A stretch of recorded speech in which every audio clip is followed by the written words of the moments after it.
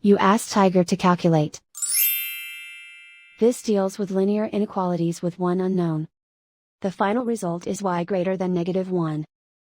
Let's solve it step by step. Simplify the expression. Expand the parentheses.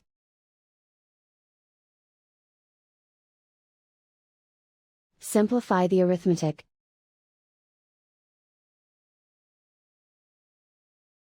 Group all constants on the right side of the inequality. Subtract 5 from both sides.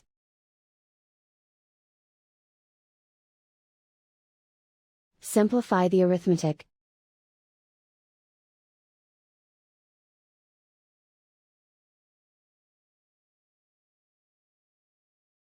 Isolate the y. Divide both sides by -5. Whenever you multiply or divide by a negative, reverse the inequality sign.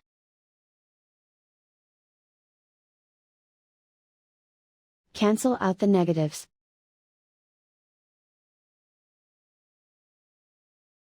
Simplify the fraction.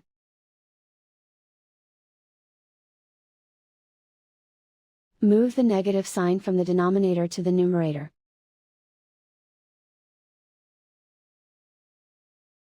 Simplify the fraction.